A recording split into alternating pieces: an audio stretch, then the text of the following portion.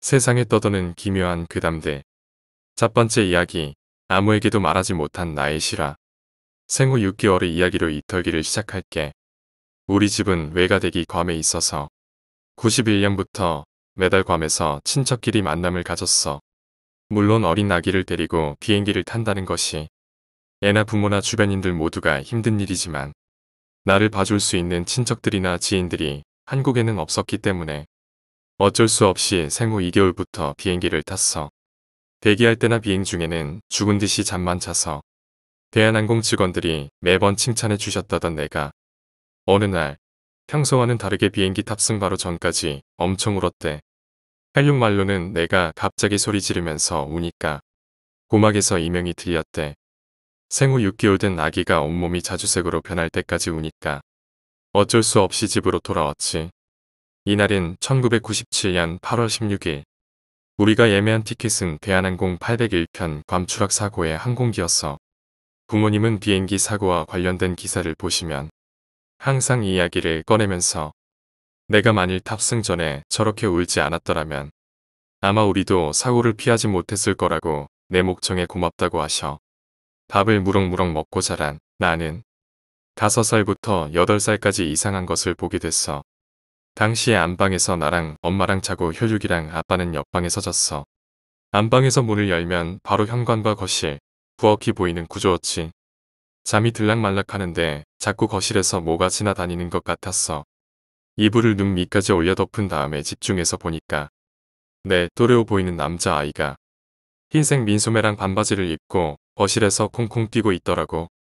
근데 얘가 흰빛으로 살짝 블러 처리된 것처럼 보인다고 해야 되나? 흰빛이 걔를 감싸고 있는 느낌이어서 계속 쳐다보다가 얘랑 눈이 마주쳤는데 얘가 현관문 쪽으로 누구한테 오라는 듯이 손을 흔들었어. 졸보인 나는 엄마를 흔들면서 엄마 일어나봐. 저기 누가 있어. 얼른 봐봐. 라고 하니 엄마가 일어나서 그쪽을 보는데 아무것도 없는 거야. 내가 봐도 없었어. 잠이나 얼른 자라고 잔소리를 들으며 다시 누웠는데 엄마가 잠드니까 거실에서 외로우르 라고 속삭이는 목소리들이 들렸어. 다시 이불 속에서 방문 밖을 보니까 검은색 긴 머리를 하고 흰색 옷을 입고 맨발인 여자들이 두 손을 모으고 무릎을 꿇고 앉아 있었어. 그러니까 앞에 1명, 뒤에 2명, 그 뒤에 3명 이런 식으로 말이야. 그리고 얘네는 옅은 초록빛을 보였어. 나 진짜 개 무서웠어. 또 엄마 깨우려고 엄마 손 중얼거리는데 맨 앞에 앉아있던 여자가 날 보더니 검지를 입에 대고 싶대다. 내가 벌벌 떨면서 가만히 굳어 있었더니 엄마가 드디어 깨셨어. 엄마 저기에 뭐 없어? 아까 여자들이 저기서 기도하고 있었어. 이러니까 엄마랑 아빠가 거실로 가셨어. 당연히 아무것도 없었지. 근데 현관이랑 거실 바닥에 잿가루같이 탄내 나는 검은 가루들이 뿌려져 있었어. 저 때는 뭔지 모르니까 저렇게 했지. 지금이라면 100% 지렸다. 누가 무서운 얘기 해달라고 해서 이거랑 핸드폰 얘기해주면 무섭다고 오히려 화내더라. 8살, 13살에는 날 닮은 걸 자주 마주쳤어. 이건 내가 잊고 있던 경험인데 얼마 전에 엄마가 너 그때도 그랬었잖아 해서 상기됐어. 8살 때 주말 여행을 가다가 휴게소에 들렸어. 혈육이 매점에 들려 칸초를 사다 줘서 나는 먹으면서 멍을 때리고 있었지. 내가 왼쪽 뒷자리에 앉아서 칸초를 먹으며 왼쪽 사이드미러를 보고 있는데 진심 나랑 똑같이 생기고 머리도 묶었고 옷도 똑같이 입은 애가 지나가는 거야. 싸한 느낌 알지? 순간 온몸에 소름이 돋는데 리얼털이 빠져나갈 것처럼 소름이 돋았어. 놀라서 오욱하니까 내 옆에 앉아있던 엄마도 얘 뒷모습을 보게 됐어. 둘이 황당한 상태로 칸초를 입에 넣다가 몸과 정신이 정지했지. 혈육한테 방금 뒤에서 말해주고 있었는데 얘가 이번에는 내 옆으로 지나갔어. 곱게 가면 말을 안 해 시발. 쓱 지나가더니 나를 보고 입 찢어지게 미소를 날렸어. 진짜 입이 개 컸어. 예열 지나갈 때 혈육도 같이 봤어. 이걸 어느 정도 보고 들은 8살 많은 나의 혈육은 무서웠는지 울다가 토하더라. 난 그냥 칸초 먹고 잠 13살 때엔 저 일을 잊을만 하면 현관벨이 울렸어. 누군가 배를 누르면 나의 의지와 상관없이 카메라로 문밖 상황이 보이잖아. 석 달에 한 번쯤은 벨이 울리면 지지직거리면서 내내 똑같은 모습을 한 애가 카메라 앞에 서서 찢어지게 웃더라. 무서운 건 둘째치고 이게 도대체 뭔 지랄인가 싶어서 엄마가 아끼던 무쇠 프라이팬이랑 올집지랄견을 안고 현관문 열었는데 아무도 없었어. 아, 그리고 한 번은 엄마랑 부엌에서 귤 까서 먹고 있는데 현관 옆쪽에서 팥이 날라와서 내가 맞았어. 이건 정말 아직도 궁금해. 현관에 아무것도 없었고 그저 신발이랑 강아지 산책 가방만 있었거든. 근데 누가 그걸 던졌는지 그 팥이 어디서 날라온 건지. 사실 내가 팥을 먹으면 배앓이에서 우리 집엔 그때나 지금이나 팥이 없었어. 그리고 왜 하필 그걸 내가 맞은 건지 궁금해. 난 이 사건 이후로 절대 밭에 손도 안 댔어. 이 외에도 이런 이상한 일들이 일어나서 혹시나 하는 마음에 정신과랑 수면 클리닉 등등 병원도 가봤어. 특히 부모님이 이런 일들이 나이인지 오류인지 혹은 조현병과 관련된 건가 걱정하셔서 다행히 여러 교수님들에게서 정서 부분과 인지 능력이 평균 이상이며 수면의 질도 좋다고 진단받았어. 그래서 성인이 된 후에는 각 분야의 전문가이신 신부님, 목사님, 스님, 무당 선생님에게 조언을 들으러 찾아다녔어. 두 번째 이야기, 소시오패스. 10년 전 우리 집은 신촌에서 원룸 임대업을 했었어. 당시 원룸치고는 나름 보안 철저하게 만들어놔서 지방에서 딸내미 올려보낸 부모들이 기싸도 방 좀 내놓으라고 항상 성화였지. 덕분에 성비는 여자들이 월등히 많았어. 입주한 지 3달쯤 된 여자애였는데 한 달에 몇 번씩 도어록 비번을 바꿔달라고 요구하는 귀찮은 애가 있었어. 방에 매뉴얼 있는데 이게 복잡한지 매번 해달라고 하더라. 좀 진상기가 보여서 트집 안 잡히려고 조는 친절히 해달라는 대로 해줬어. 근데 어느 날부턴 자꾸 이상한 소리를 해댔어. 자기 없을 때 누가 방에 들어오는 것 같다면서. 물론 우리는 모든 방을 들어갈 수 있는 마스터카드가 있긴 했어. 근데 가슴에 손을 얹고 마스터카드로 아무 방이나 들락거리는 부개념 주인이 아니다. 우리는 가끔 비번 안 가르쳐주고 방 빼는 애들이나 정기점검 나올 때 미리 동의 구하고 들어가는 용도 말고는 절대로 다른 목적으로 쓰지 않았어. 근데 그 여자애는 나를 의심하는 듯 했어. 하필 시기도 내가 방학 때라 거의 원룸은 내가 지키다시피 했을 때야. 부모님이 좋게 말하고 내가 착각한 거다 타일러서 내려보냈어. 그러더니 얘가 또 엄청 화가 나서 올라왔어. 자기가 외출하면서 문틈에 종이를 껴놨고 침대에 이불 모서리도 살짝 접어왔는데 종이는 떨어졌고 이불은 펴져 있다고. 그냥 100% 나를 범인으로 확신하고 올라와서 쌍욕 퍼부었어. 땀 존나게 흘리면서 옥상 청소하고 기분 좋게 돈가스 시켜 먹고 있는데 이게 나를 빡돌게 했어. 이쯤 되니 부모님도 슬슬 날 의심하는 눈치였어. 당시에 CCTV가 현관에 1개, 주차장에 1개만 있어서 각 층에서 무슨 일이 벌어지는지 알 수는 없었어. 거래망상 허언증 걸린 년 증거 잡자고 비싼 돈 들여 CCTV를 설치할 수도 없는 게 당시 지금의 SD급 화질도 못 되는 내 뒷칼을 기타 500박스에 위장해서 그냥 복도에 설치했어. 2시간마다 내려가서 메모리를 비우고 와야 되는 건 함정. 근데 3일 하니까 이 짓도 못하겠더라. 근데 4일째 사고가 터졌어. 그날은 여자애가 아니라 경찰이 먼저 우리 집 문을 노크했어. 방 안을 봤더니 벽 천지에 반짝이가 묻어있는 거야.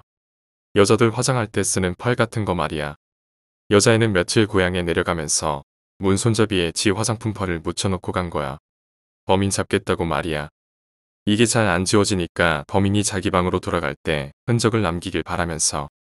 근데 그 범인은 마치 이 여자애를 조롱하듯이 방 안은 벽 천장 바닥에 펄을 찍어놨어. 경찰이 내 방에 들어와서 키보드 마우스 서랍 손잡이 수도꼭지 심지어 변기 물 내리는 레버까지 펄 묻어있는지 조사했어. 당근 없지. 난 그냥 돈가스만 처먹고 있었는데 4일 동안 비운 방 세면대는 방금 누가 샤워한 듯 아주 촉촉하게 젖어있고 비누는 불어있더라. 결국 난 참고인 신분으로 경찰서 가서 조사받고 왔어. 젊은 남자인 죄. 70년대 학교 앞에서 막걸리 마시다가 이유도 모르고 남산에 끌려간 아재들 기분이 이랬을까. 집에 와서 혹시나 하는 마음에 디카에 뭐가 찍혔나 돌려봤는데 이 일째 되는 날 밤 11시쯤 그 여자의 남자친구가 비어있는 그 여자의 방에 들어가는 거야. 3일째 영상엔 없고 4일째는 안 찍었으니 당연히 없고 수상하잖아. 사건의 전말은 여자친구를 공포에 몰아넣고 지 자취방에 불러들일 목적으로 남자친구 새끼가 벌인 짓들이었어. 여자친구가 학교 간 사이 몰래 여자친구 방에 들어가서 수상한 흔적들을 남기는 공을 들이길 한 달.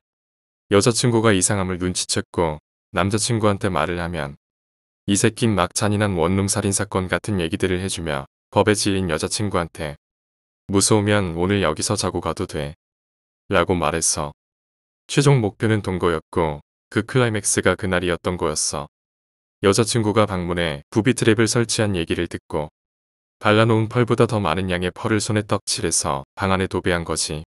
세면대 이불 다 그 새끼 짓이었어. 여자친구가 극한의 공포를 느끼면 자기랑 동거할 거라 생각했던 거지.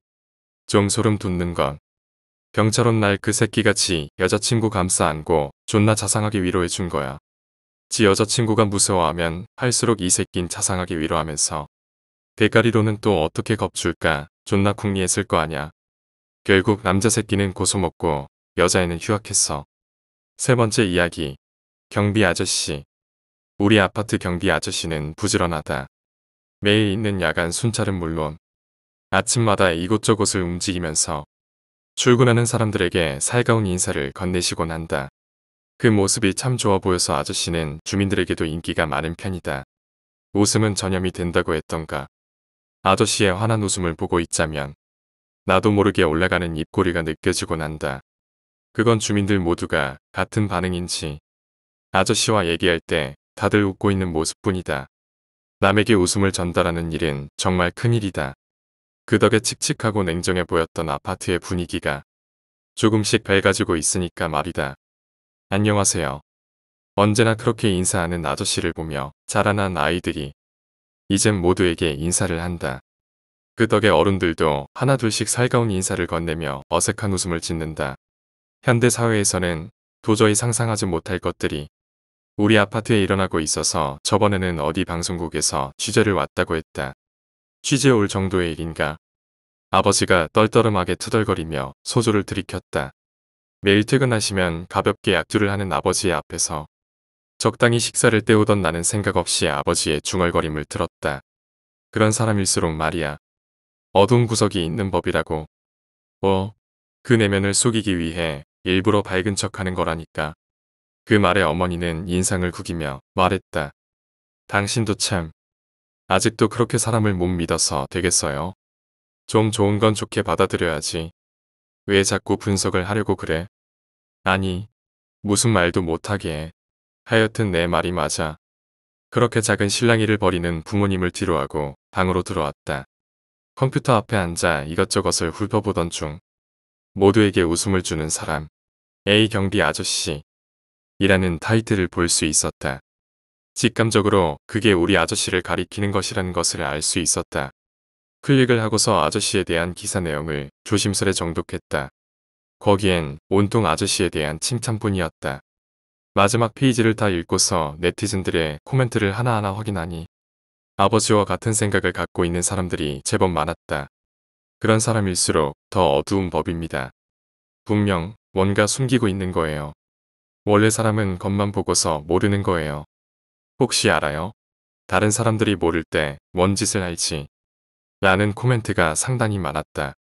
그리고 난 적잖이 놀랐다. 생각보다 아버지와 같은 생각을 갖고 있는 사람들이 많다는 것을 말이다. 이런저런 코멘트를 하나둘 살펴보고 있을 때 돌연 뭔가가 터지는 소리가 귀로 들려왔다. 서ang. 그건 군대 시절 포대 전술 훈련을 할 때 들었던 그것과 매우 흡사했다. 심장이 철렁여서 방문을 박차고 나오니 부모님도 나와 같은 얼굴로 어리둥절한 얼굴로 서 있었다. 곧 들려오는 높은 비명소리에 우리 가족은 서둘러 베란다 쪽으로 갔고 그 아래에는 사람의 형상을 한 뭔가가 자동차에 굳게 박혀버린 듯한 상태였다. 어머니는 어떻게라는 말만 대풀이 할 뿐이었다. 아버지는 작게 이를 갈고서는 서둘러 경찰에 전화를 걸기 시작했다. 처음이었다. 누군가의 죽음을 본다는 것은 결코 유쾌한 것이 아니었다. 그러나 반대로 아무런 감정도 들지 않았다. 생전 모르는 사람이었거니와 고요히 눈을 감고 있는 듯한 얼굴에는 고통이란 게 전혀 느껴지지 않았으니까. 편한 건가? 왜 그런지 모르겠지만 그런 생각이 들었다. 다음날 아파트 단지에는 무거운 정막만이 가득했다. 다시 예전의 모습으로 돌아가 버린 아파트 단지.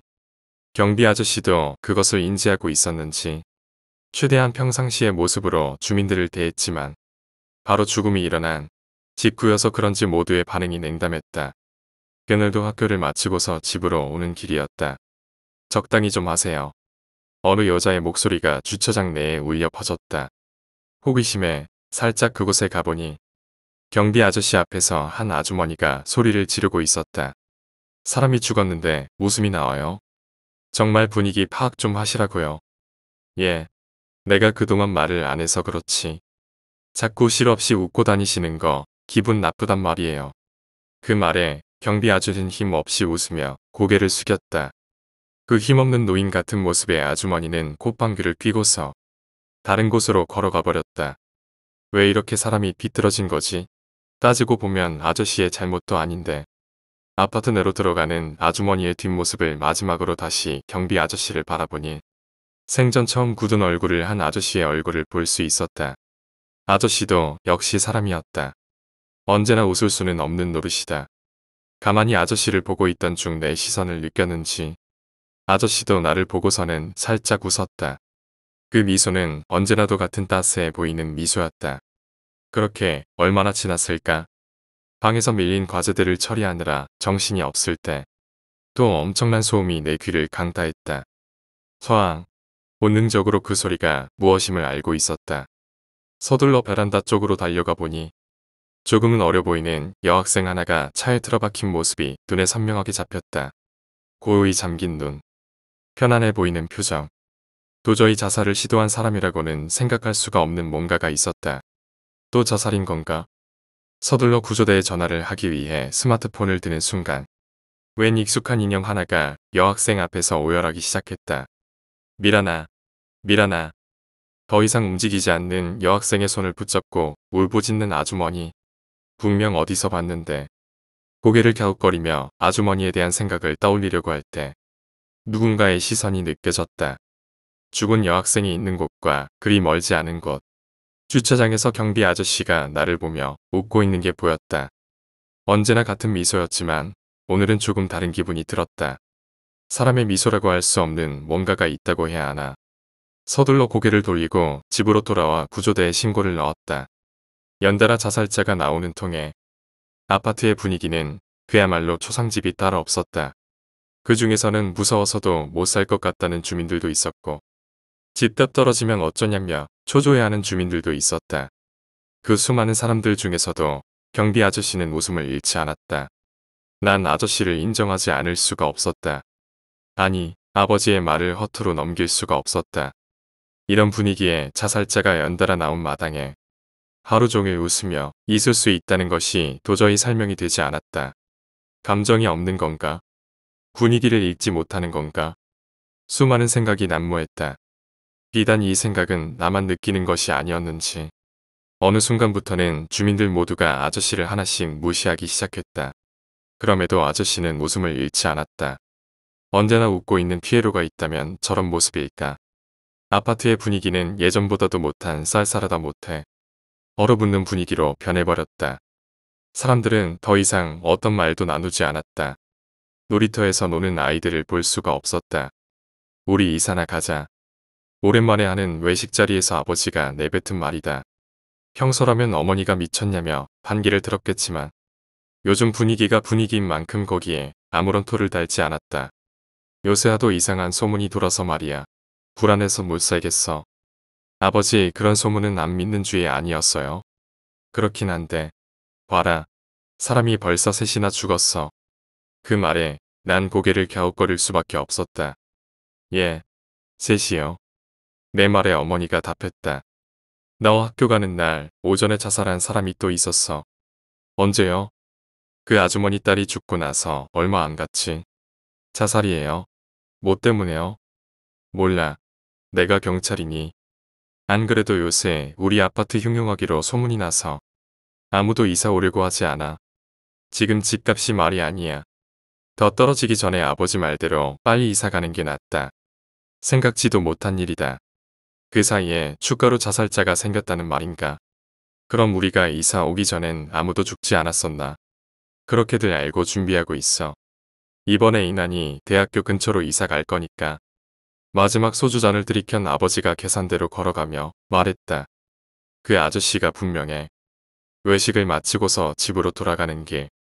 아파트 정문 옆에 있는 경비실에 불이 꺼져 있다. 이상하다. 언제나 불이 켜져 있던 곳인데. 의문이 들었지만 딱히 신경 쓸 일도 아니어서 집으로 걸음을 옮기니 요란한 소리와 수많은 사람들이 눈에 보였다. 뭔 일이래? 그렇게 말한 아버지가 서둘러 문제의 장소로 가기 시작했다. 걸음을 옮기면 옮길수록 시커먼 매연 냄새가 호흡기를 괴롭히기 시작했다. 본능적으로 불이 났음을 알 수 있었다. 고지와 아파트 단지 내를 이동하는 소방차 여러 대가 보였다. 참 이놈의 아파트 단지는 사람 살 곳이 못 돼. 그렇게 중얼거리며 아버지는 우리가 살고 있는 동으로 걸음을 옮기기 시작했다. 정말 멀어도 낀 것처럼. 일어나선 안 될 일들이 이곳에서 벌어지고 있는 게 분명하다. 인터넷에 떠도는 루머처럼 경비 아저씨에게 뭐라도 있는 걸까? 어머니 잠시 다른데 좀 들렀다 갈게요. 괜히 마음이 우울해져서 머리를 식히고 싶어졌다. 빨리 와라는 어머니의 말을 뒤로 아파트 후문 앞에 있는 공원으로 가기 위해 걸음을 옮기는 순간 문제의 경비 아저씨의 뒷모습이 보였다. 허둥대며 서두르는 그의 모습에 뭔가 꺼림칙한 기분이 드는 것은 어쩔 수 없었다. 순간 호기심이 발동한 난 몰래 그리고 조심스럽게 아저씨의 뒤를 따라갔다. 아저씨는 후문에도 있는 경비실로 급히 들어갔는데 시간이 지나도 경비실 내에서 인기척이 전혀 느껴지지 않았다. 뭐야? 이상한 마음에 천천히 다가가 경비실 문안을 열자 놀랍게도 아저씨의 모습은 감쪽같이 사라져 있었다. 내가 헛것을 본 건가? 분명히 여기로 갔는데 작디작은 5평 내의 경비실 안에서 아저씨의 모습이 감쪽같이 사라져 있다. 이게 대체 무슨 일이란 말인가? 이상하다. 귀신이 곡할 노릇이었다. 다른 곳으로 통하는 통로가 있는 건가? 경비실 내를 두리번거리며 뭔가가 나오길 기대했지만 딱히 보이는 것은 없었다. 순간 작은 실망이 밀려왔다. 그동안의 일에 대한 실마리가 손에 잡힐 듯한 순간 허무하게 없어져 버린 것 같았다. 아쉬움을 뒤로하고 경비실을 나서려는데 화장실 쪽에서 돌이 갈리는 듯한 소리가 들렸다. 본능적으로 그곳으로 가보니 화장실 벽 쪽의 어느 한 부분에 미세한 금이 가 있는 것이 보였다. 방금 전의 소리로 균열이 일어난 건가? 암모니아 냄새를 뒤로하며 작은 균열이 가 있는 곳을 가만히 바라보았다. 지금 여기서 저곳에 손을 대면 난 무사히 돌아올 수 있을까? 분명 아저씨는 저 안에 있는 게 분명하다. 그럼 저 안에서 대체 뭘 하는 걸까? 수많은 의문이 머릿속을 헤집어 놨다. 결국 내가 내린 결론은 지금은 일단 물러나자였다. 일단 안에 아저씨가 있다는 것이 기정사실되었으니 혹여 마주친다면 껄끄러운 일이 생기지 않을 수가 없다. 그대로 미련 없이 경비실로 나와 조금 떨어졌다. 그리고 아저씨가 나오는 것을 기다리기로 했다. 그렇게 얼마나 지났을까? 화재도 제법 진압이 되고 소방차들이 하나둘씩 아파트 내를 떠날 때 아저씨의 모습이 보였다. 여느 때와 다름없는 모습. 허나 다른 것이 있다면 언제나 짓고 있던 미소가 사라져 있다는 것이었다. 감정이라고는 찾아볼 수 없는 사람이라도 해도 믿을 정도로 아저씨의 표정은 많이 달라져 있었다. 처음부터 저런 표정을 짓고 있었다고 해도 믿을 정도로 말이다. 빠르게 주위를 둘러보던 아저씨는 그대로 아파트 단지 내로 걸어가 버렸다. 아저씨의 모습이 완전히 사라진 것을 확인한 뒤 경비실로 들어와 문을 잠근 뒤 화장실로 향했다. 왠지 모를 한숨이 새어나왔다. 이게 맞는 건가? 저 너머에 뭐가 있을지도 모르는데 내 행동이 과연 맞는 건가? 마지막 내적 갈등이 일어났지만 눈앞에 펼쳐져 있는 그동안의 미스터리를 모조리 풀어낼지도 모른다는 그 성취감은 생각보다 강렬했다. 작게 균열이 가 있는 벽을 향해 걸어간다. 그리고 손을 뻗어 가볍게 벽을 두드리니 뭔가 텅 비어있는 소리가 들렸다. 틀림없다. 여기가 분명하다. 천천히 체중의 무게를 실어 문을 밀어내니 약간의 거친 들소리 비슷한 것이 나며 문이 열렸다. 순간 훅하고 들어오는 지하, 특유의 냄새가 후각을 잠식해가기 시작했다. 아무것도 보이지 않는 짙은 어둠 속 스마트폰을 꺼내 플래시를 켰다. 환해지는 빛을 따라 천천히 시야를 옮기니 꽤 길어 보이는 어두운 통로가 전부였다. 외자로 되어 있는 통로였기에 길을 헤맬 염려는 없어 보였다. 한 걸음씩 떼며 전진한다. 이내 직감적으로 통로의 길이가 꽤 길지도 모른다는 생각이 들어 걸음을 조금은 빨리 하기로 했다. 들어가면 들어갈수록 지하 특유의 냄새와 꺼림칙한 기운이 온몸을 옥죄는 것 같았다. 10분 정도 걸었을까? 이내 10평 정도 되어 보이는 공간 하나가 보였다. 그 공간 뒤에는 4개의 통로가 보였는데 아무래도 이동을 할 때 쓰는 것 같아 보였다. 천천히 걸음을 옮기며 어두운 곳곳에 빛을 비추며 이것저것을 살피는 도중이었다. 뭐야? 공간의 정중앙에 놓인 나이가 보이는 공책. 이런 곳에 있을 법한 것이 아니라는 것을 직감적으로 알 수 있었다. 조심스레 손을 뻗어 공책을 넘기는데 그리 멀지 않은 곳에서 발소리가 들리는 듯했다. 순간 심정이 크게 요동쳤다. 설마 누군가 이리로 오고 있는 건가? 그럼 어떻게 하지? 숨어야 하나? 혹시 누가 오는지 확인할 수는 없는 건가? 이런저런 생각이 오고 가며 쉽게 자리를 못 뜨고 있는 상태가 되어버리자 급속도로 몸에 피로가 쌓이는 듯했다. 다시 귀를 기울이며 가만히 소리를 들어보니 더 이상의 발소리를 들려오지가 않았다. 안도의 숨을 내쉬며 공책을 넘기니 4개의 숫자들이 써져 있는 게 보였다. 뭐야? 1903, 1803, 2201, 1202, 1001. 공책을 가득 메울 정도로 4개의 숫자들이 일정한 간격과 패턴으로 나란히 써져 있는 게 보였다. 그리고 그 중에는 사선으로 그어진 몇 개의 숫자도 보였다. 혹시 몰라서 카메라로 해당 숫자들을 모조리 담아낸 뒤 가만히 그 숫자들을 바라봤다. 설마 아파트 호수인가? 1차원적인 접근으로 볼 때는 당장 그 생각밖에 할 수 없었다. 그 외에는 경비 아저씨가 이런 숫자를 적어낼 리가 없다. 그럼 이 사선은 대체 뭐지? 왜 이렇게 많이 그어져 있는 거지? 더 이상 고민을 해도 알아낼 방도가 없다. 서둘러 이곳에서 벗어나려고 몸을 돌리는 순간 난 내 눈을 의심해야만 했다. 뭐야? 다시 돌아가야 할 통로가 감쪽같이 사라져 있었다. 대신 눈앞에 보이는 것은 처음 이 공간에 들어올 때 보였던 4개의 통로가 전부였다. 너무나 기계에서 불빛을 비춰가며 이리저리 돌아다녀 봤지만 4개의 통로가 전부였다. 처음부터 잘못된 길에 들어선 건가? 전화를 걸기 위해 스마트폰 액정을 봤지만 통화권 불능이라는 단어만 눈에 보일 뿐이었다. 아무래도 잘못된 것 같다라는 생각이 들기 시작했다. 하는 수 없이 오른쪽 편에 통로로 들어가기로 했다. 천천히 불을 비추며 걸음을 떼는 순간 어두웠던 통로의 순간 뭔가가 보이기 시작했다. 말로는 설명할 수 없는 마치 전체에 영상 하나가 하나씩 새겨지는 것처럼 작은 모래 아래 사이즈부터 커다란 바위 사이즈의 무언가가 합치고 합쳐져 커다란 영상 하나가 통로에 가득히 채워졌다. 강렬한 여인의 기명소리, 꽝 뭔가가 터지는 소리, 화르르륵 강렬한 화염의 소리, 다시 이어지는 여인의 기명소리, 시야를 가득 메우고 귀를 가득 채우는 소음소리에 정신이 금방 혼미해지는 것 같았다. 더 이상 이 통로를 나아갈 수 없다는 결론을 내리며 다시 전의 공간으로 돌아오니 아주 익숙한 사람 하나가 나를 보며 서 있는 게 보였다. 안녕하세요. 언제나 사람들에게 미소를 짓는 경비 아저씨였다. 최악이다. 하필이면 제일 기피해야 할 대상이 눈앞에 있는 꼴이라니. 아저씨는 옅게 웃고 있었다. 그게 반가움의 표시인지 적대의 표시인지는 알 수 없었다. 한 가지 확실한 건 평소에 볼 수 있었던 따스함이 느껴졌던 미소는 아니라는 것이다. 여긴 어떻게? 그렇게 말하며 표정이 서서히 굳어지는 아저씨를 보며 난 적당한 말을 꺼내지 못했다. 이런 상황에 대한 면역이 없는 내겐 적당한 대안이 떠오르지 않았다. 호기심이 많은 학생이군요. 그렇게 말하며 가만히 서 있는 아저씨. 기분 탓일까? 방금 전만 해도 느껴지던 위화감이 말끔히 사라졌다고 느껴지는 것은 아저씨, 그게 아니라요. 그 우연히, 정말 우연히 그럴 수 있지요. 모험심이란 건 누구나의 가슴속에 있는 거니까요. 허나 어느새 딱딱한 얼굴을 한 아저씨의 두 눈이 온몸을 꿰뚫는 듯했다. 그 오묘한 위압감에 온몸이 절로 굳어지는 것 같다. 봐서는 안 될 것이 있지요. 그걸 들켜버린 이상 참 곤란하게 되었군요.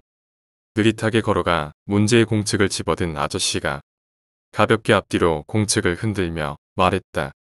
이게 궁금하지 않습니까? 예. 이 숫자요.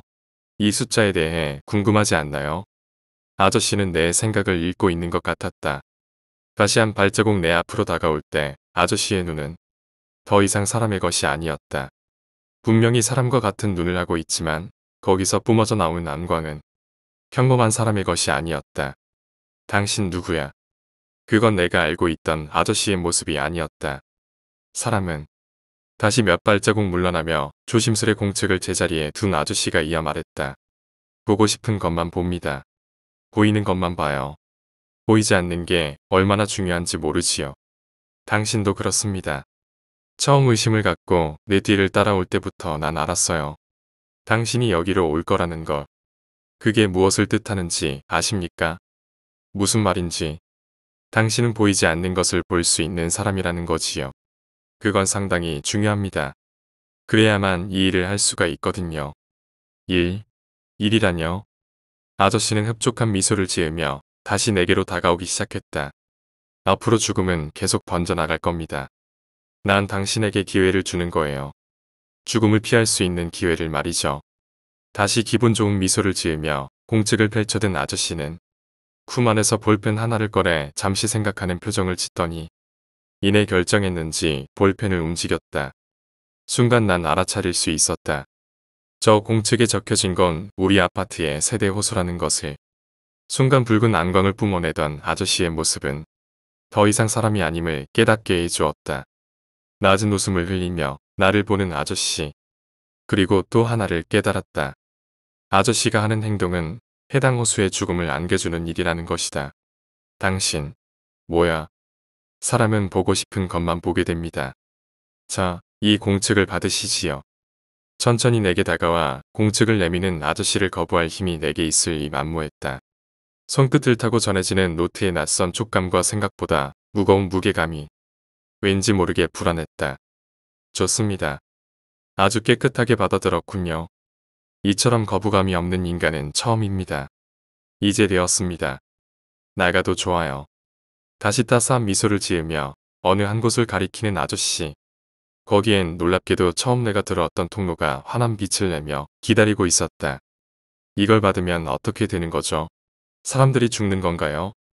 그건 당신 하기에 달렸지요. 하지만 기억하세요.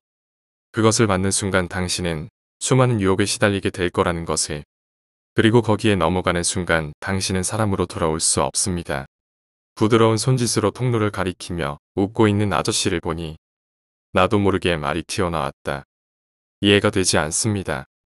애초에 왜 내게 이런 것을 주는 건지. 왜 그냥 이렇게 보내는 건지. 말했잖아요. 당신은 세상에 가려진 것을 볼 수 있는 눈을 가졌다고. 그 눈이라면 분명히 공책을 소유할 자격이 됩니다. 자, 가세요 하고 나를 밀어내는 아저씨의 힘에 못 이겨 통로로 발을 내딛는 순간 엄청나게 밝은 빛이 두 눈을 강타했다. 그 눈부심에 절로 눈을 감아야 했고 커다란 이명이 귀를 자극하기 시작했다. 그렇게 3초 정도가 지났을까?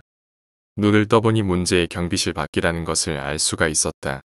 그리고 손에 들려진 공책 한 권을 바라보았다. 꿈이라도 꾼 것처럼 지금 이 상황이 도무지 실감이 나질 않았다. 일단은 진정하고 집으로 돌아가려는 찰나. 아저씨. 해맑은 목소리와 함께 아이들의 발걸음 소리가 들려왔다. 아직도 인사를 하는 꼬마들이 있구나. 그래도 아이들은 오염되지 않아 다행이다. 아저씨. 같이 가요. 어느새 내 지척까지 따라온 아이들은 내 바지가랑이를 잡고 늘어지기 시작했다. 아무리 그래도 내 나이 20대의 아저씨 소리를 들을 이유가 없었다. 적당히 아이들을 뿌리치기 위해 손을 뻗으려는데 뭔가 이상했다. 항상 보이던 내 오른손의 모양이 조금 이상했다. 조금 시커멓게 변한 손등에는 검버섯이 피어나 있었고 주글거리는 주름이 군데군데 가득해 보였다. 피부에 생기가 빠져버린다면 이런 모습일까? 뭐야? 손을 이리저리 흔들어 보아도 손 안의 그득한 세월의 흔적들은 사라지지 않았다. 아이들을 뿌리치고 서둘러 경비실 내부로 돌아오니 거울에 비친 내 모습이 보였다. 영락없는 5, 60대의 아저씨의 모습. 그건 내가 익히 알고 있는 우리 아파트의 경비 아저씨의 모습과 똑같았다. 설마 이 공책을 받아들였기 때문인 건가? 다시 원래대로 돌려놓으면 내 모습도 돌아오지 않을까? 서둘러 걸음을 옮겨 화장실 쪽으로 갔지만 얘의 그 균열은 찾아볼 수가 없었다. 이럴 수는 없다. 손을 뻗어 이리저리 벽을 두드리지만 들리는 것은 두터운 벽의 소리뿐이었다. 대체 왜 이런 일이 내게 일어나는 것인지 도저히 알 수가 없었다. 지나친 행동 때문인지 급격히 숨이 찬 이 빌어먹을 몸뚱이를 이끌고 경비실 내에 비치된 의자에 앉았다. 부모님에겐 뭐라고 설명해야 하지? 아니, 애초에 이런 내 말을 믿어줄지가 의문이다. 그럼 난 앞으로 어떻게 해야 하는 거지? 아무리 생각해도 뚜렷한 답이 나오지 않았기에 난 공책을 펼쳤다. 수많은 숫자들이 눈에 보인다. 하지만 어찌된 영문인지 숫자들의 반 이상의 실금이 그어져 있는 상태였다. 그 중에는 우리 집에 해당하는 호수도 금이 쳐져 있는 상태였다. 불안해졌다. 당장 눈에 보이는 수정 테이프로 호수를 완전히 삭제해버렸다. 그러자 다른 호수들의 실금이 그어지기 시작했다. 마치 처음부터 금이 그어진 것처럼 말끔하게 말이다. 공책을 덮고 다시 밖으로 나오니 아주 커다란 소홍소리가 들렸다. 직감적으로 또 하나의 사건이 생겼다는 것을 알 수 있었다. 서둘러 소리가 난 곳으로 걸음을 옮기니 높은 하이톤의 비명소리가 아파트 단지 내에 울려 퍼졌다. 혼비백산하며 불불이 흩어지는 사람들. 충격적인 장면을 하나라도 더 담기 위해 열심히 스마트폰을 만지작거리는 사람들. 이젠 익숙하다는 듯 자기 갈 길을 가는 사람들. 그 수많은 사람들을 보니 절로 미소가 나왔다. 어찌나 즐거운지 참을 수가 없었지만 인내심을 최대한 끌어내 입꼬리를 당기는 것으로 그쳐야 했다.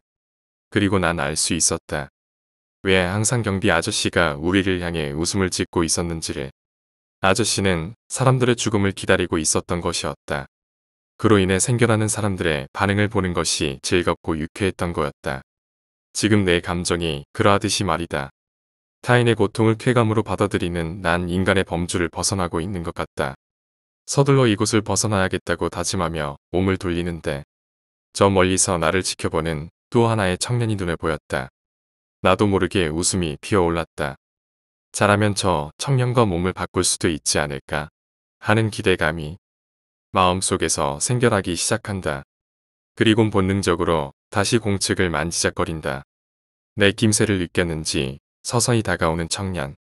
나 역시 청년을 피하지 않고 똑바로 걸어나가 청년에게 말한다. 안녕하세요.